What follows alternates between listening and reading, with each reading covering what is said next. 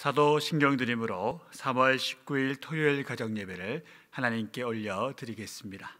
나는 전능하신 아버지 하나님 천지의 창조주를 믿습니다. 나는 그의 유일하신 아들 우리 주 예수 그리스도를 믿습니다. 그는 성령으로 잉태되어 동정녀 마리아에게서 나시고 본디오 빌라도에게 고난을 받아 십자가에 못 박혀 죽으시고 장사된 지 사흘 만에 죽은 자 가운데서 다시 살아나셨으며 하늘에 오르시어 전능하신 아버지 하나님 우편에 앉아 계시다가 거기로부터 살아있는 자와 죽은 자를 심판하러 오십니다. 나는 성령을 믿으며 거룩한 공교회와 성도의 교제와 죄를 용서받는 것과 몸의 부활과 영생을 믿습니다. 아멘. 우리 다 함께 내 입술의 말과 나의 마음이 묵상이라는 찬양으로 하나님께 영광 돌리겠습니다.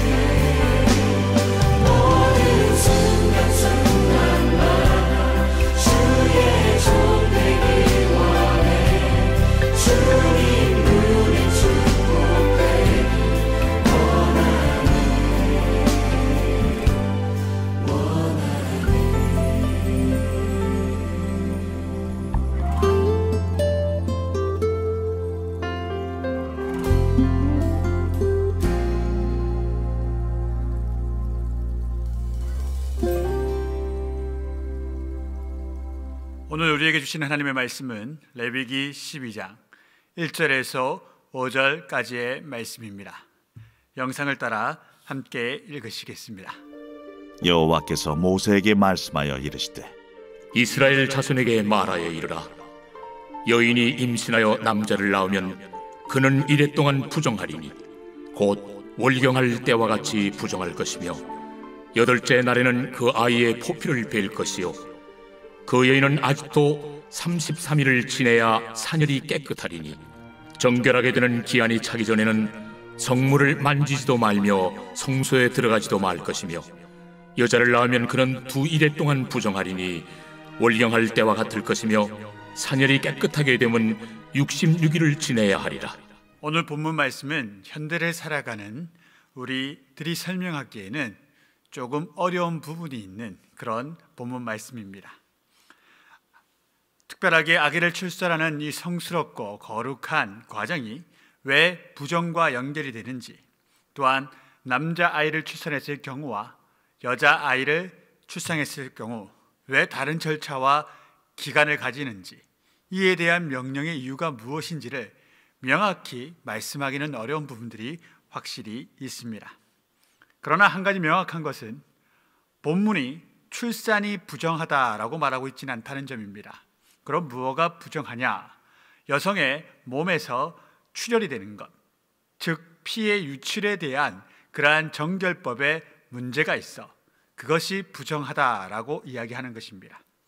부정하다는 것은 더럽다거나 더럽혀졌다는 의미가 아니라 그만큼 조심해야 되고 그러한 조심성을 가진 신체가 되었다라는 의미를 가지는 의미입니다. 말씀에 따르면 남자아이를 낳은 산모는 7일간 동안 부정하게 됩니다. 그리고 제8일에는 이 남자아이에게 할례를 행해야 할 때이기 때문에 그 자가격리 기간, 요즘으로 치면 그러하지요. 자가격리 기간 7일이 지난 다음에는 그 아들을 안고 할례할 장소로 나아갈 수 있었다라는 것입니다. 그러나 이때에도 그 어머니는 성소에 피의 유출에 대한 정결 예법 때문에 33일간 출입이 금지됩니다. 그런데 여아를 낳았을 경우에는 이보다 2배가 되는 그러한 자가격리 기간 14일, 그리고 66일 동안 성소에 들어갈 수 없는 성소 제한령이 내려집니다. 정확히 남아와 여아에 대해서 왜 이런 구별을 두었는지 우리가 정확히 설명할 길은 없습니다. 그러나 남아든 여아든 이 둘의 출생을 놓고 그 부모가 하나님께 제물을 바치는 제물의 모습을 보면 동일합니다.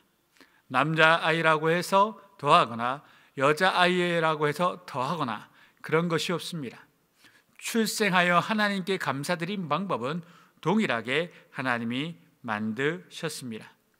하나님께서는 모든 지음받은 인간들을 주의 영광스럽게 창조하셨고 한 사람 한 사람이 차별이 없도록 만드셨습니다.